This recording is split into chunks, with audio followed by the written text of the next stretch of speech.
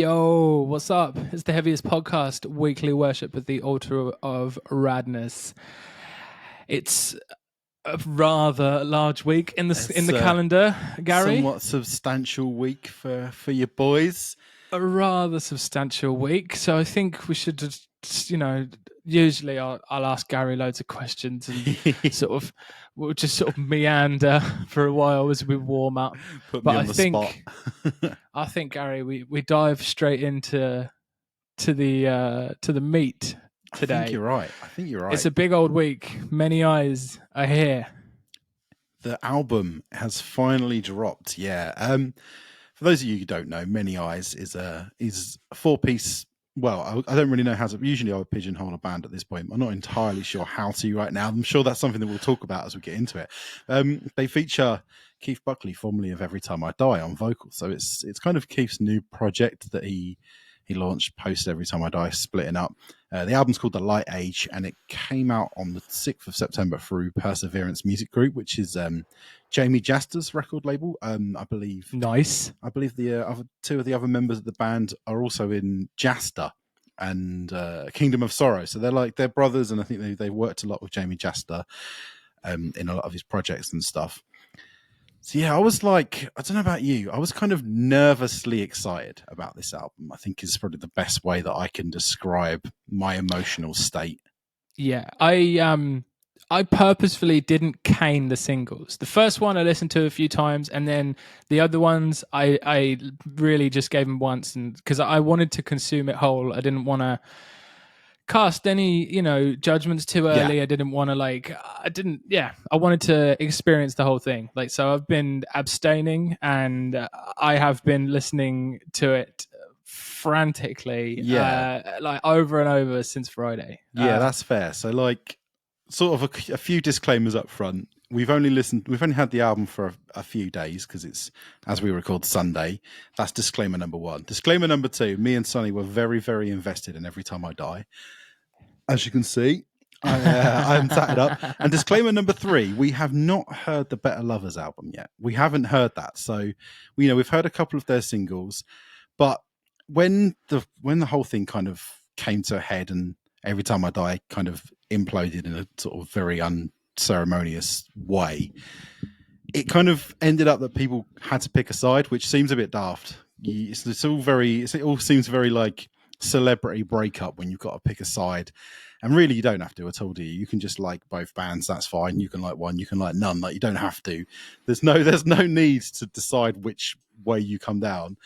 But it did kind of happen, and everyone sort of did, and it seems like for the most part a lot of the press and a lot of the bigger kind of coverage went Better Lovers way. But I think me and you both sort of went the Keith way, just because like the lyrics and the vocals of Every Time I Die were really important, a really, really big important part of what that band was to us. Probably the most important part of what that band was to both me and you, right?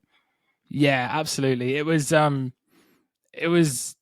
yeah, I just think we got really team Keithed out, dude. We just had to. We just got team Keithed up, and yeah, just not ashamed of it. No, there's no, like I say, there's no need to be. You're allowed to just like what you like. And, there was all of this kind of rhetoric around, Keith isn't the one who cared about the fans. It's like, really, does that really matter? If you like the music, you like your music. Like, I'm not trying to be his best mate. I'm trying to listen to his music. And that's kind of really the most important thing. So yeah, and like you were saying, you didn't rinse the singles. I kind of did, but not really on purpose. Like my Spotify radio just became really obsessed with putting the singles into any mixture that I listened to. Anytime I listened to basically anything, you could guarantee Revelation would be the first thing that come on my Spotify radio. So I kind of got bombarded by the singles by accident. But then also I made a really, really bad move, which was I went on r/Every Time I Die and saw that where Many Eyes were on tour, they were selling the record on their merch desk. So people were getting hold of it a few weeks early. And there was some sort of initial responses and reactions to it from the Every Time I Die fans on that subreddit, which is not as bad as the Facebook group, but it's not great. And the verdict from a lot of people was that it was a bit weak, and there was a kind of a rhetoric around people having a bit of an issue with the fact that Keith has he's turned to religion and he's found God, and there's that's become a really important aspect of his life. And a lot of this did kind of make me a bit nervous, but I really enjoyed all of the singles, so I don't know why I was feeling nervous. I was like, I'm down to clown with what these guys are going to put out. Mm-hmm. You like you say you haven't read anything about anybody's reaction. I know we polled a bit on Discord, but I'm sure that we'll talk about later. I generally try and not really look at anything to do with anything. Fair. That's probably sensible. Why we talk about music in a way that probably doesn't make sense half the time. Yeah. But I didn't want to go and check out the reviews because really, like, I'm just a big Keith stan. I'm standout, and so I've been really, really enjoying it, to be honest, mate. I'm in. I'm all the way in. Like, the way that I'm framing it is like, every time I die breaking up, it's like if you've ever had a parents that broke up. My parents broke up. Many Better Lovers is like, Better Lovers is your mum, right? Your mum got to keep the house. There's much more things that are familiar there. Your Xbox is there. You know how to use the TV.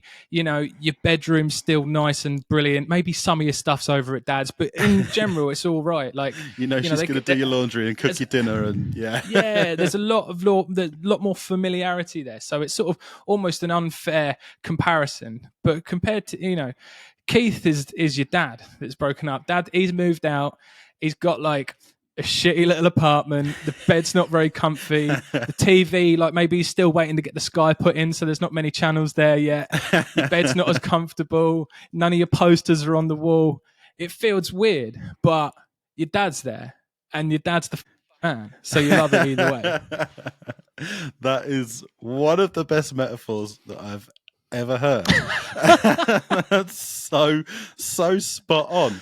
That's exactly it. And I think we've only had the album a few days, but I've already developed a kind of really complicated relationship to it, where sometimes I listen to it and I'm like, oh, it's so good to hear Keith singing, but maybe the music is a bit basic. Or then sometimes I'm like, oh my days, these songs absolutely slap. But then sometimes I'm like, why are they trying so hard to sound like Every Time I Die?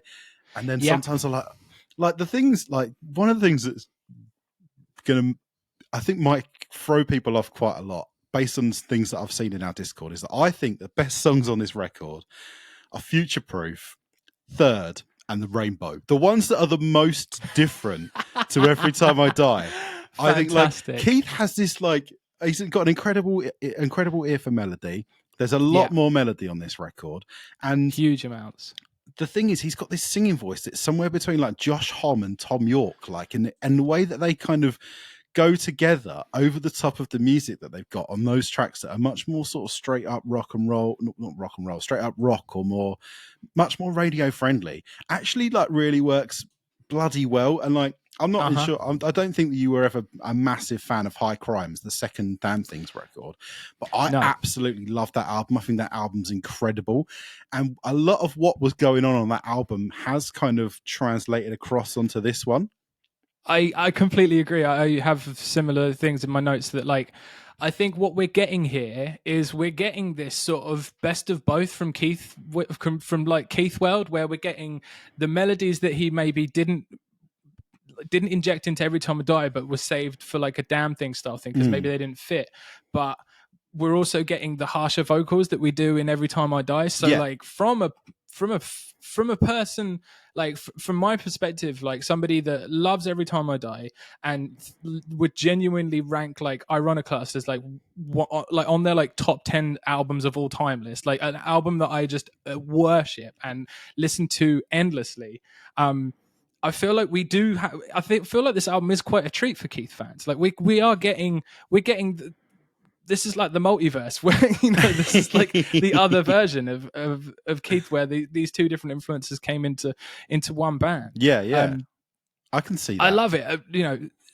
Talk about some of the tracks, and then we'll get into the other stuff. So there's a bit more that I want to talk about before we move on to actually talking about tracks, because there was something again during my like rummaging around the internet. One of the things that I saw people throwing up quite a lot was that the wordplay in the lyrics was lacking a little bit.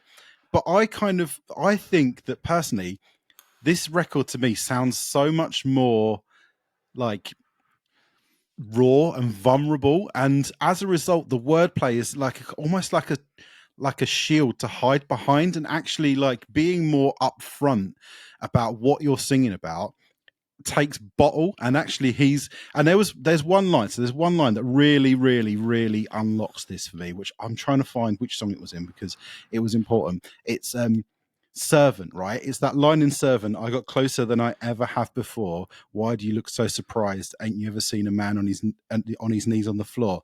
Like, that's basically Keith saying, you know what, like, this nearly finished me off. Like, this whole situation nearly finished me off. And, you know, I found something to believe in, you know, whatever it happens to be, if it's religion, if it's, you know, a new relationship or whatever it is, it's sobriety, whatever it is that's working for him. It's like, I found something that's helped basically pull me out of a really dark place. And like, you can't hold that against anybody. Like this, I think this album, I think lyrically it's quite brave, and it's very different to his approach of the way that he writes his lyrics in Every Time I Die, but it's no less like valid or valuable. Yeah, I mean, I agree. But there's still buckets of these sort of moments that you would get from before. Like, he's got like this way of starting a few of the tracks basically in the same way, where he just screams of words over and over, like getting the story across, like with like Harbinger and Speechless, like they both start so rampantly. Servants as well starts that with like this like repetition. It's like him gearing up, like driving these things home. Yeah, sort of. Yeah. But yeah, there's some great things in this record that I love.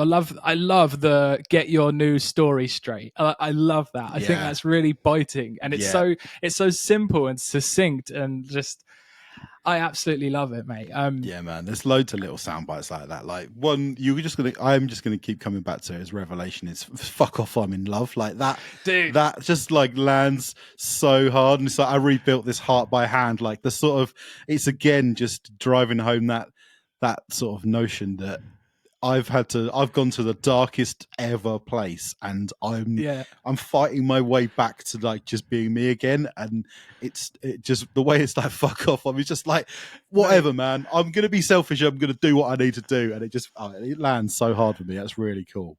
I love it, mate. I love Revelation. Like, Revelation is absolutely Logan Roy's favorite metalcore song.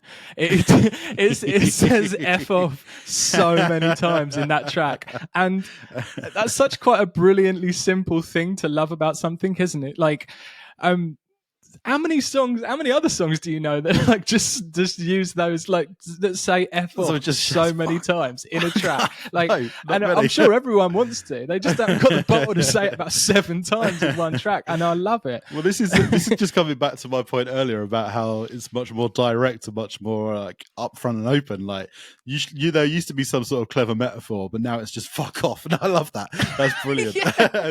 The controversial opinion of for me is that I think Future Proof is fantastic, and I love that song. It is kind of weird that it's track 2. Like, maybe let some of the more heavier stuff ride before you hit someone with what is essentially like a sort of an alternative rock ballad. But I don't mind it. I don't mind it as like, it's sort of. It's the intent of the band. Like, the band is this. This is the band. The band is me being heavy and there being a lot of melody. So I think it actually takes balls to put it up there. You know, it's like track 2 to like, you can listen to the first few tracks of this album and like just understand where it's going to go as a whole. It's not like we're saving stuff for here. We've got that like. Yeah, and I do actually really like I really do like the layout. Like, it comes in, you've got like a, you know, pretty heavy track, pretty soft track, pretty heavy track, pretty soft track. Then you've got like 3 rippers, and then the songs get a bit larger at the end. Like, it is laid out brilliantly, I think.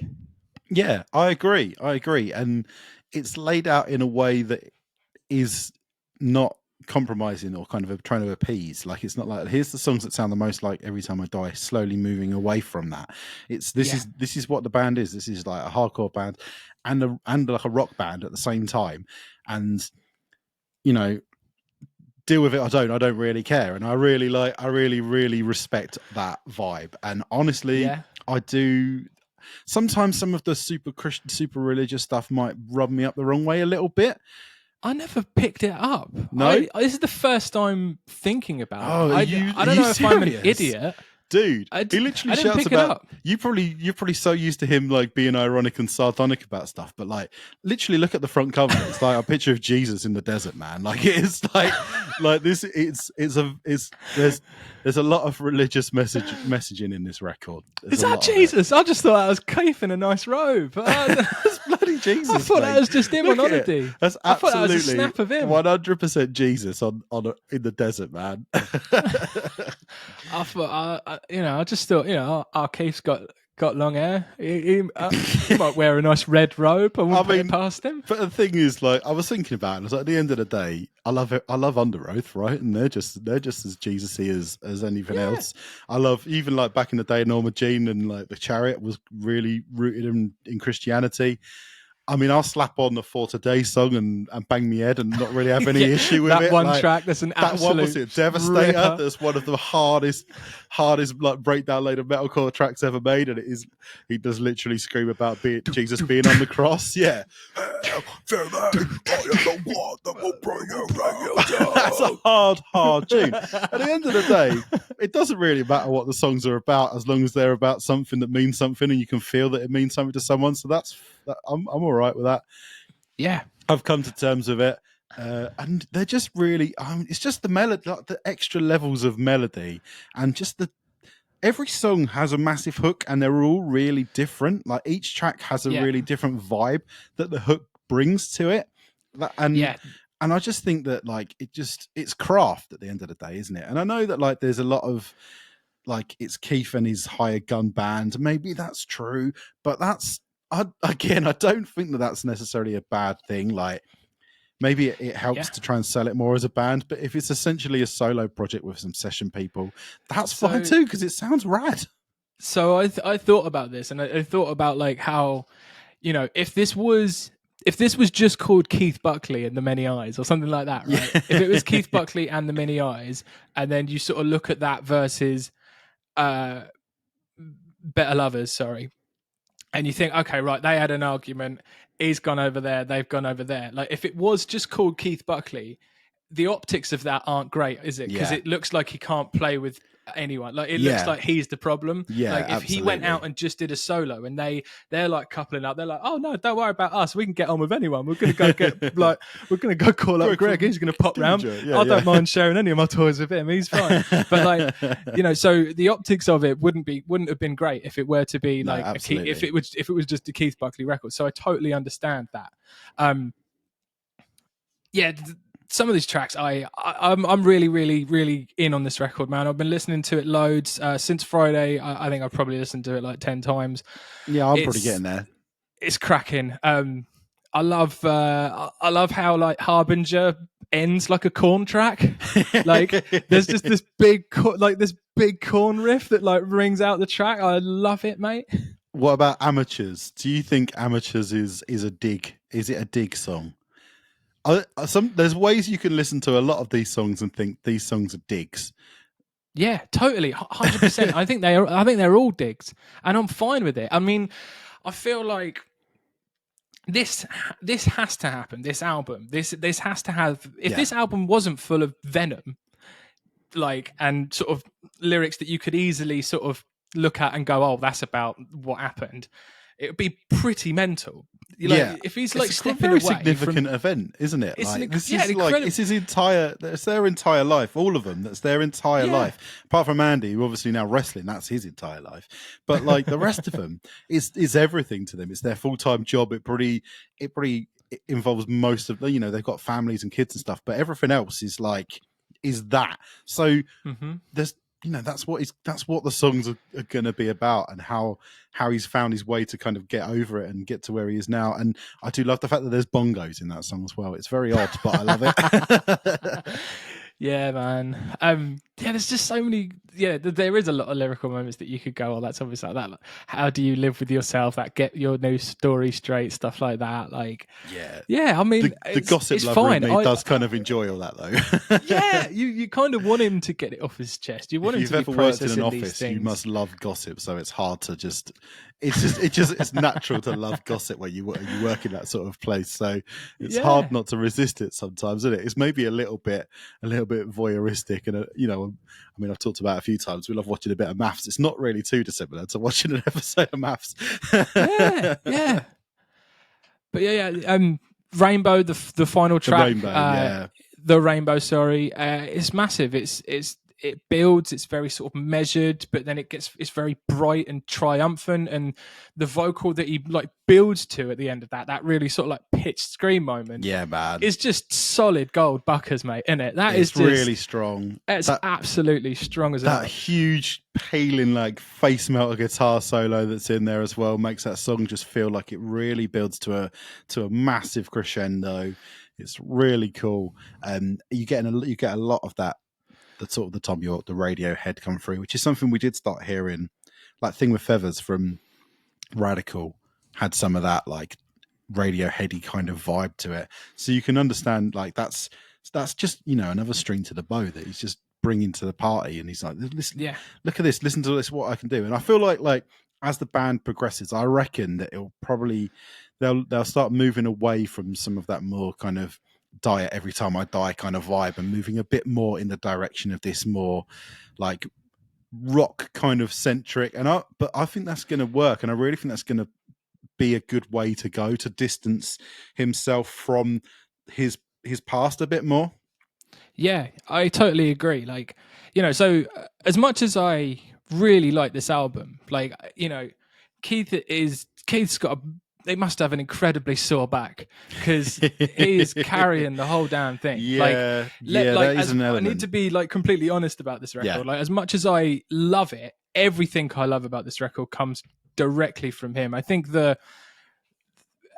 outside of his performance, it's quite lackluster. Like, it is very much like if you took 3 seconds to write like a rip off Every Time I Die riff and then recorded it. Like, that's what a lot of it is. A lot of it is like musically, I think it's generally like uninspired. Like, the performances are they're not doing it right. No, they're obviously very competent musicians, but competent is kind of as far as I'm willing to go.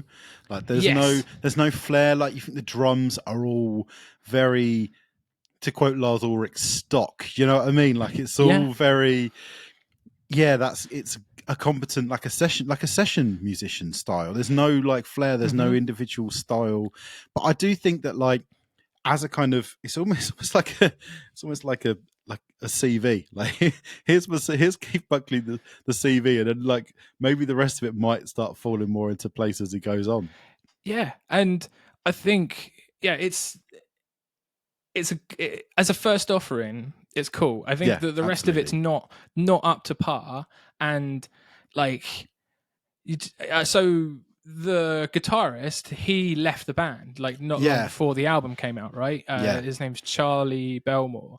So they parted ways with him, but the other brother, he's still in the band. So I wonder if that's bad blood or not. You would have thought maybe not if the other brother's still in the band. Like, they're probably, maybe it's just he couldn't commit to going out and doing the tours that they've got set up. Potentially, They've got like Sum 41 tour and some they're obviously looking to hit it he's obviously looking to hit it very hard, and that's probably a very big commitment. And if he's a guy who's generally like part of a session group or does stuff, like the Kingdom of Sorrow, that's obviously Jamie Jester does Hatebreed. That's his main job. So his side project stuff is like occasionally when he's got a bit of free time. So it's not a massive commitment to lay out for. But if Keith's like, Many Ice is going to be my main thing, it's going to be my full time, and you can't commit to it, then it's probably best to get out earlier rather than stringing it out and then making it more difficult for him. Maybe you don't want to drop out in the middle of a tour or something like that. So I think it can be easy to read into it, Keith's a diva and he can't hold down a band lineup, but I don't necessarily think that's a fair assumption to make. Yeah, that's it as well. Like, I don't want to make that assumption that that's the case.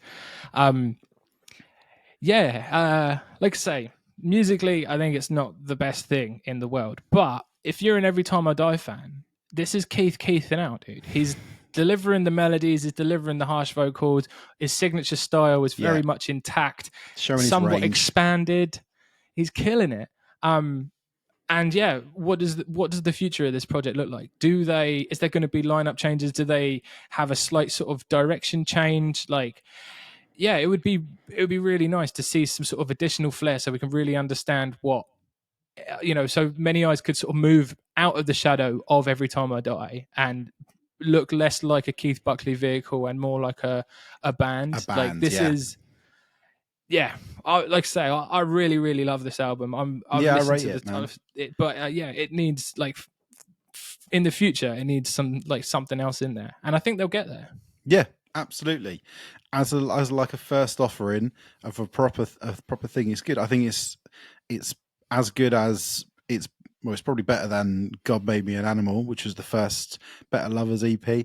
But then Better Lovers, their album and the singles that they got coming out also sound really good. So they have sounded very good. It's that you kind of got to throw this first one away a little bit to a certain extent, haven't you? You've kind of got to go right, let's get someone out. Let's figure out what we're doing. And then you can build something from there. Yeah. So I am excited to see what the build up, what they build on top of this as the future for this band for sure.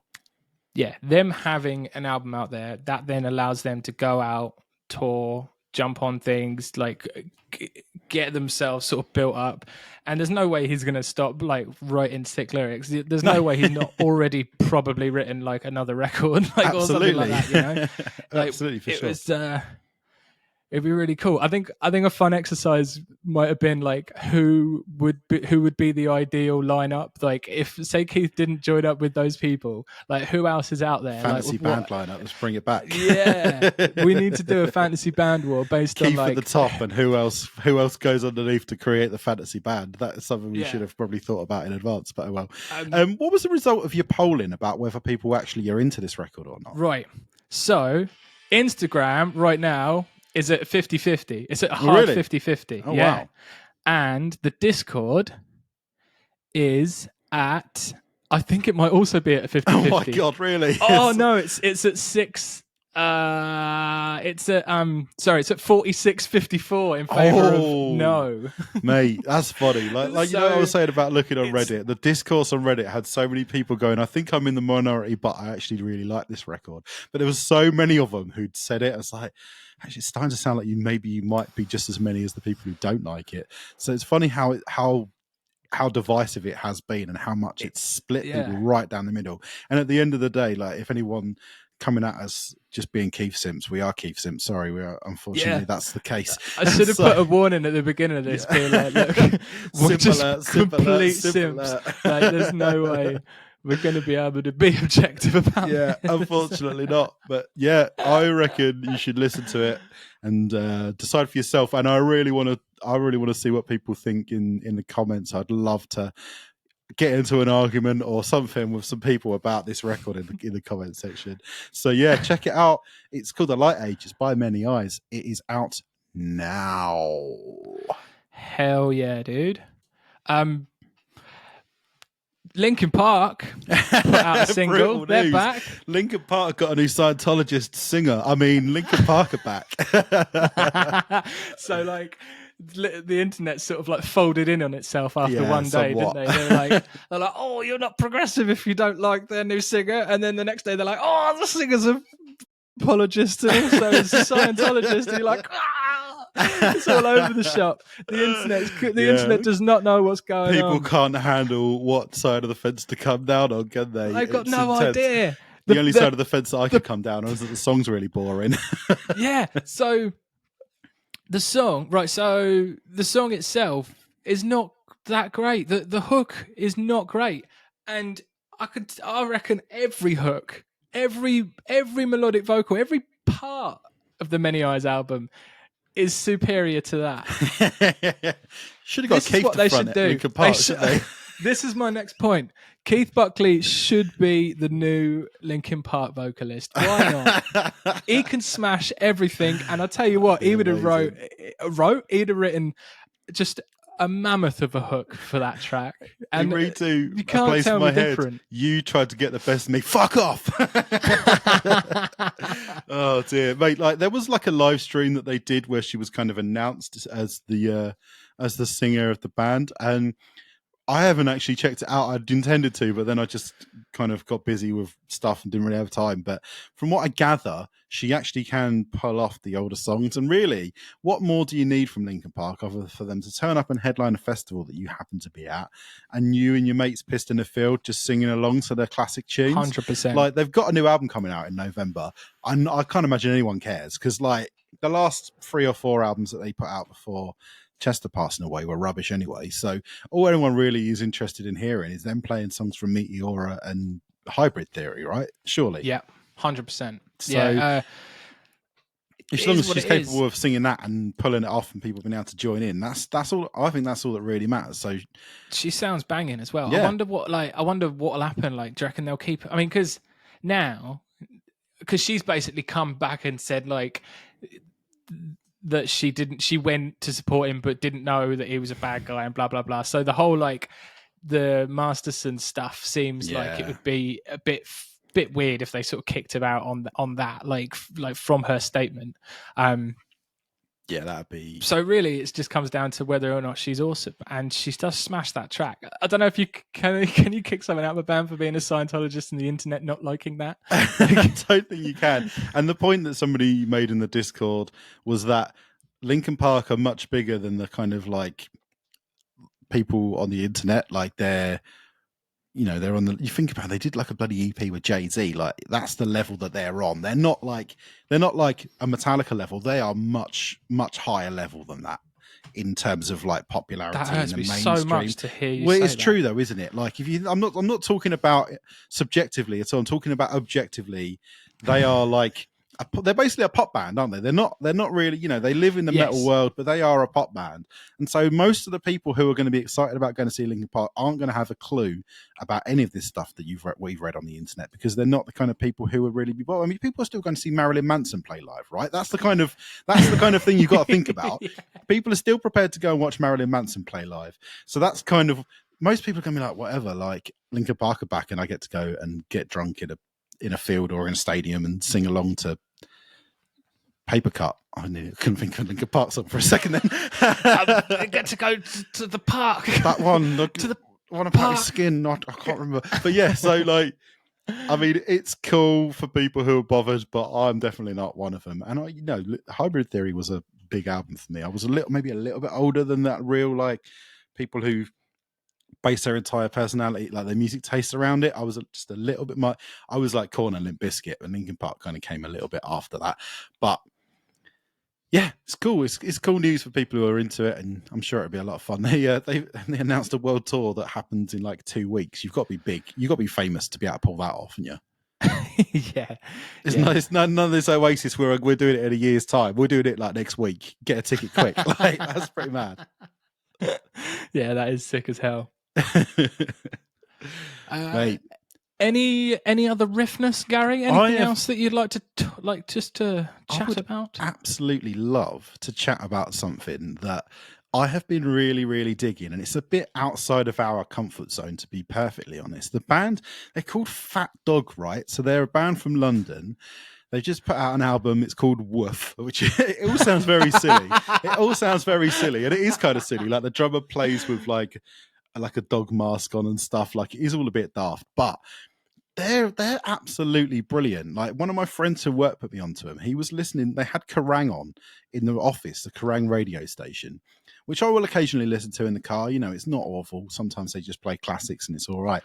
But he messaged me and he's like, "Oh, this band have just come on the radio called Fat Dog. Like this, it's really good. Check it out." So I popped it on, and like it's absolutely sick. Like basically, it's like if you took Idols and the Prodigy and kind of mushed them together and then added like a sprinkle of like madness on the top. Like they're like a sort of that's mental. They're like such a mental combo. Do you remember like when New Rave was a thing? They're kind of like 2024's answer to New Rave, what they're doing. It's like electronic synthesizer, 80s kind of Carpenter Brute, but with this like really, really British indie, like sarcastic. It does sound a bit Mighty Boosh. Like, I'm not going to lie to you, mate. It does sound a bit Mighty Boosh. Really? But it's absolutely brilliant.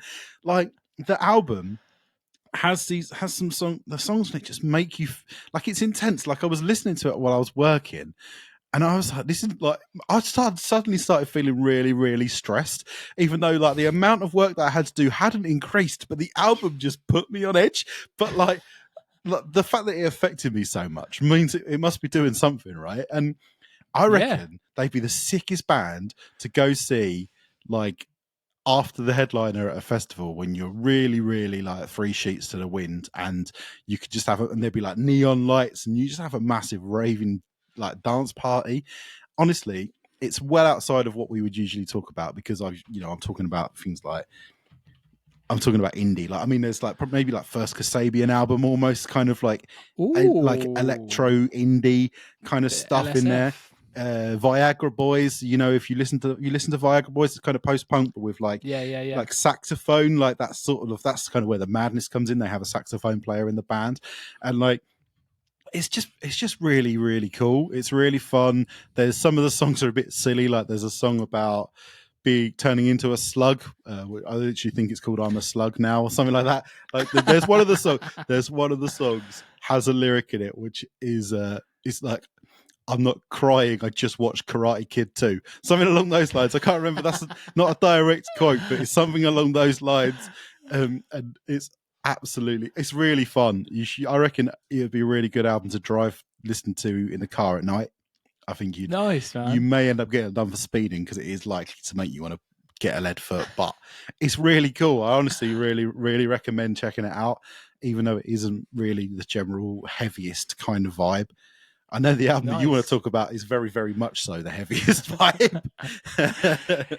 Yeah, mate. I'm not a known partaker of slam. I've never been a slam enthusiast, right?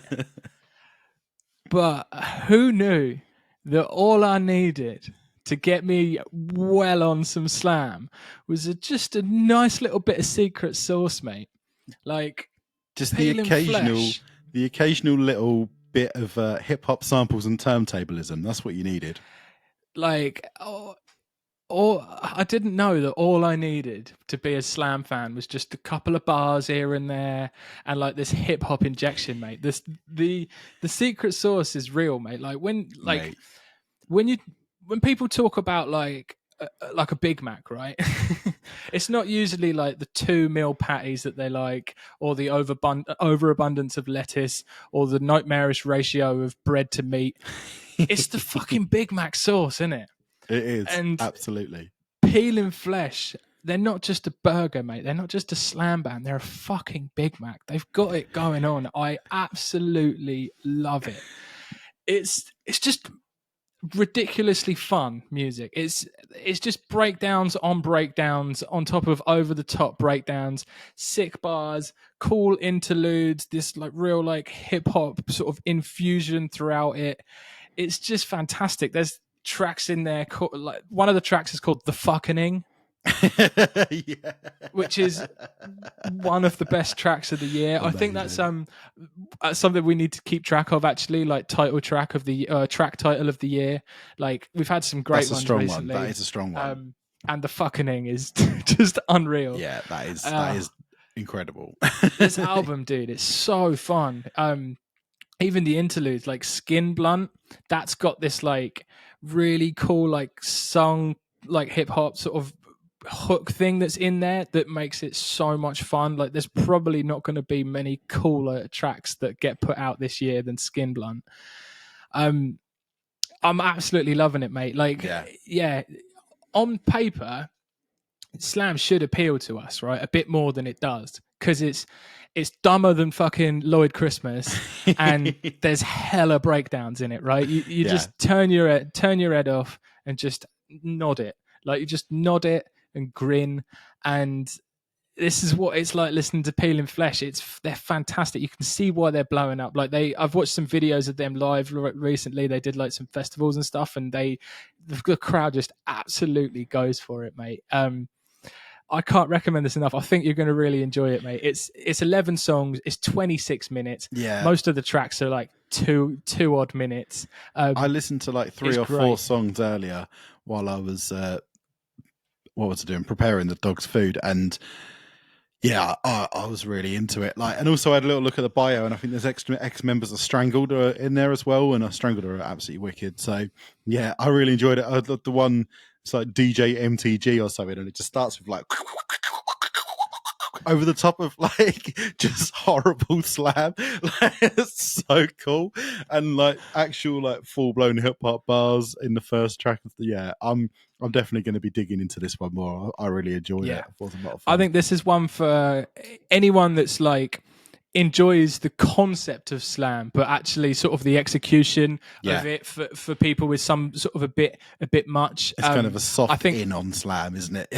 Really, really is. It sounds fantastic as well. It's brilliant. I love its energy, dude. The G code is superb, mate.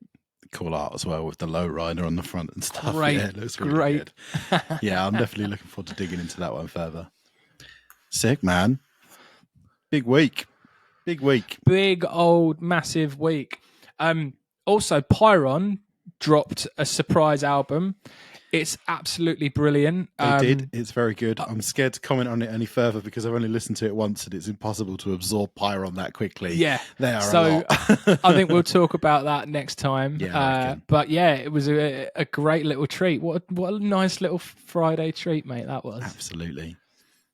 We didn't even. We don't deserve that. We are not worthy of such a thing as a surprise drop Pyron album.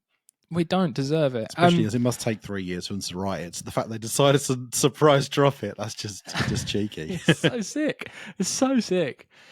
Yeah, mate. Lovely podcast. If you've enjoyed it, why don't you do some commenting? We'd love to hear your thoughts on Many Eyes. We'd love to see if you've been converted to a avid slammer now that PeelingFlesh are about. What do you think of the Linkin Park track? Like, I don't know. Tell us things. We'd like to hear from you. Also, pop on down to the old Discord. It's very nice. Just come down there. Yeah. Me and Gary are there. Link will be in the old description. Come and join in. We'll all chat together. Join the discourse on Discord. It's a great place to be. One of the sort of the more active days is obviously New Music Friday, and we've got loads of homies checking out loads of stuff, finding loads of great things every week. Get on down, mate. Come on down. It's a wicked community. Come and join. It's great. It's lovely. We'll see you soon. Goodbye.